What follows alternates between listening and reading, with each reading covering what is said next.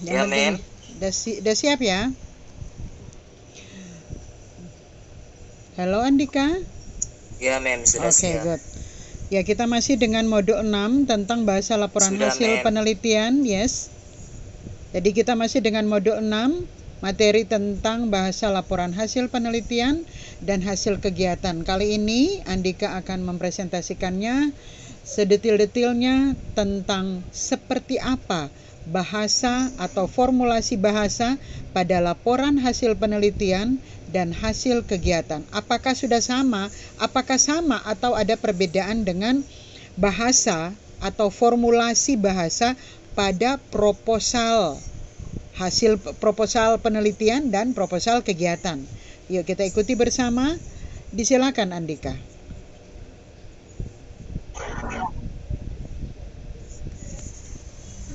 Terima kasih atas kesempatan yang diberikan oleh Mem, dan terima kasih untuk teman-teman semua yang melihat saya berpresentasi. Sebelum mulai, salam merdeka literasi. Saya akan melakukan presentasi pada modul 6, bahasa laporan hasil penelitian dan hasil kegiatan. Lanjut, Joy.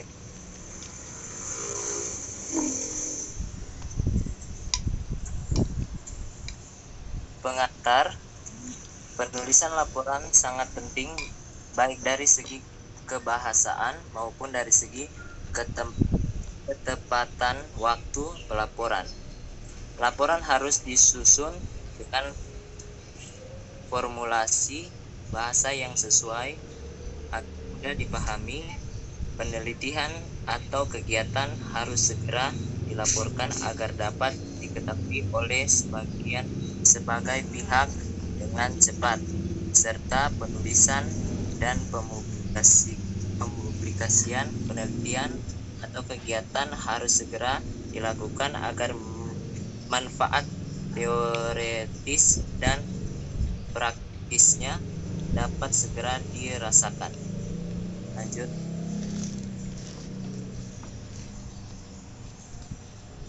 Daftar isi, teks laporan hasil penelitian dan teks laporan hasil kegiatan.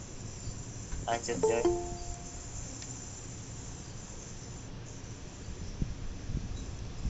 Teks laporan hasil penelitian.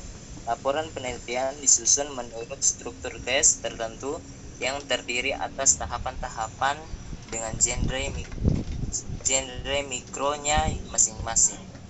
Yang pertama, abstrak. Kedua, pendahuluan. Tiga, landasan teori dan tujuan pustaka. Keempat, metodologi penelitian. Kelima, hasil penelitian dan pembahasan. Keenam, penutup. Ketujuh, daftar pustaka dan lampiran. Lanjut. Abstrak. Abstrak merupakan bagian yang sangat penting dalam laporan penelitian yang berisi ringkasan atau intisari dari seluruh penelitian yang dilaporkan.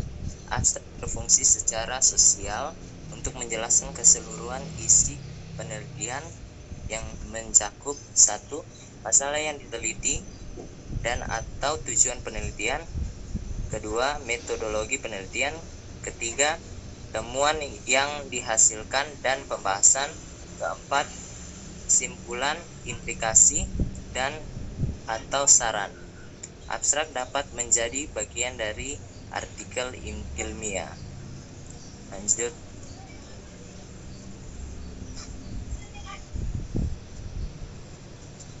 Lanjut, Joy.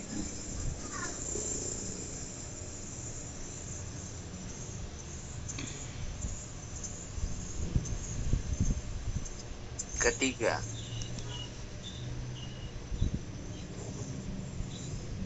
landasan teori dan tujuan pustaka. Landasan teori berfungsi untuk menyampaikan ulasan teori yang digunakan untuk memecahkan masalah yang diteliti. Tujuan pustaka berfungsi untuk menyatakan perbandingan antara penelitian yang dilaporkan itu dan penelitian sebelumnya. Genre mikro yang digunakan adalah review.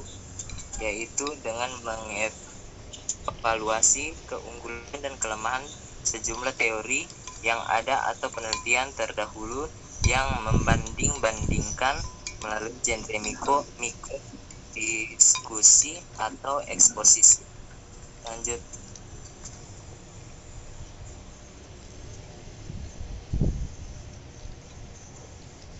Keempat, metodologi penelitian. Metodologi penelitian berisi sajian tentang pendekatan, metode, dan teknik penelitian yang diterapkan pada penelitian yang dilaporkan, termasuk langkah-langkah yang ditempuh. Genre mikro yang digunakan adalah deskripsi dan atau meliputi laporan, rekon, dan prosedur. Deskripsi digunakan untuk memaparkan lokasi penelitian dan sifat-sifat kekhususan data. Lanjut.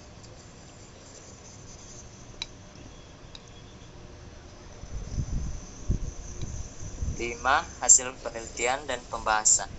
Keduanya dapat dibahas dalam satu atau dua bab yang berbeda. Genre mikro yang digunakan adalah deskripsi, laporan, dan diskusi. Kedua hal ini mengisyaratkan fungsi retoris yang berbeda, yaitu pertama, direalisasikan dengan genre deskripsi dan laporan untuk menggambarkan hasil atau temuan penelitian. Yang kedua, direalisasikan dengan genre diskusi yang membahas dan menjelaskan hasil atau temuan yang diperoleh. Lanjut. 5. Hasil penelitian dan pembahasan. Pilihan kata pada sub tahapan hasil penelitian bisa dilihat pada gambar yang di bawah ini.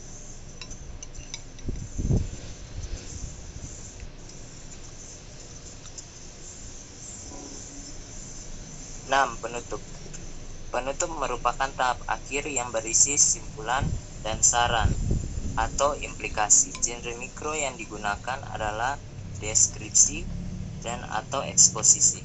Simpulan merupakan ringkasan dari temuan penelitian yang segaris dengan tujuan penelitian. Apakah tujuannya tercapai atau tidak?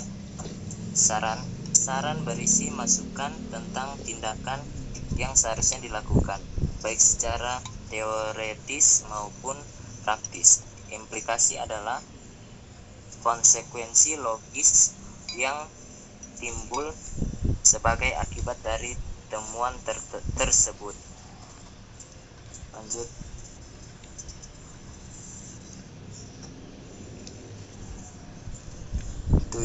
Daftar pustaka dan lampiran.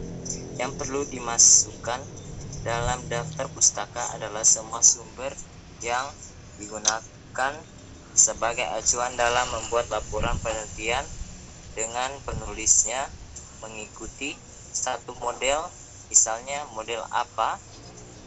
Lampiran adalah materi pendukung laporan penelitian yang diletakkan di bagian belakang, di luar bab-bab inti teks laporan.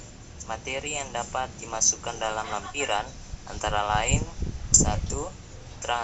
Transkrip data penelitian. 2.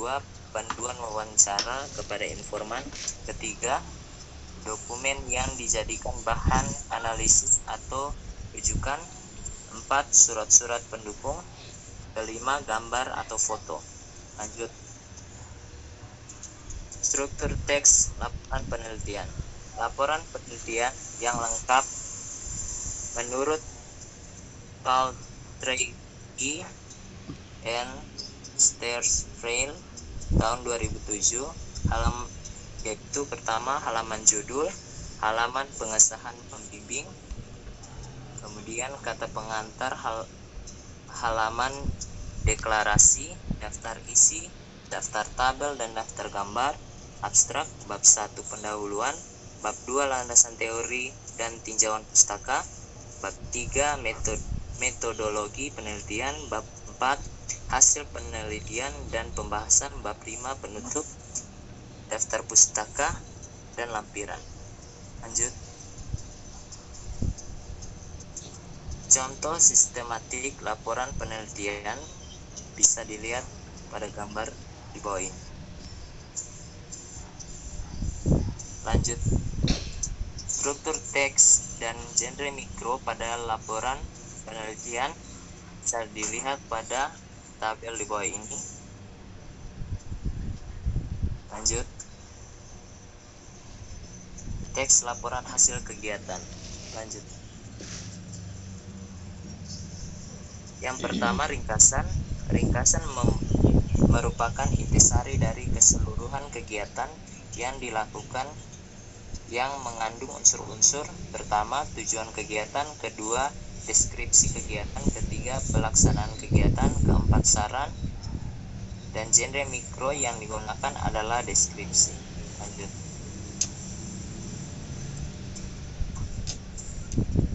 Pendahuluan. Pendahuluan berfungsi untuk menyampaikan latar belakang kegiatan yang telah dilaksanakan, gambaran tentang jenis dan bentuk kegiatan, tujuan, manfaat, serta strategi yang digunakan untuk melaksanakan kegiatan tersebut. Genre mikro yang digunakan berupa deskripsi atau eksposisi. Lanjut. Deskripsi kegiatan. Deskripsi kegiatan berisi paparan tentang nama kegiatan, lokasi kegiatan, waktu kegiatan, dan pelaksanaan kegiatan. Genre mikro yang digunakan yaitu deskripsi. Lanjut.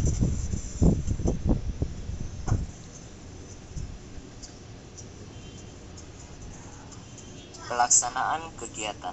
Pelaksanaan kegiatan berisi rangkaian tata cara pelaksanaan kegiatan yang berfungsi untuk menguraikan kegiatan yang dilakukan, strategi yang digunakan dalam melaksanakan kegiatan, kendala yang dihadapi, dan langkah-langkah yang ditempuh dalam mengatasi kendala tersebut. Genre mikro yang digunakan adalah deskripsi atau rekon dan prosedur.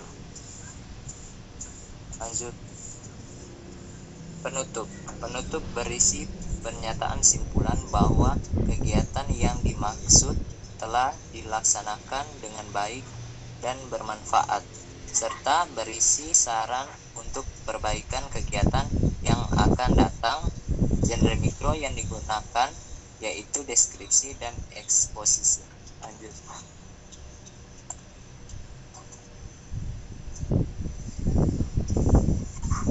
Daftar pustaka dan lampiran.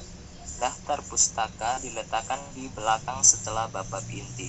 Lampiran merupakan materi pendukung yang diletakkan di bagian belakang di luar bab-bab inti teks laporan kegiatan. Materi yang dapat dimasukkan dalam lampiran yaitu: pertama, dokumen yang dijadikan bahan rujukan penulisan laporan kegiatan.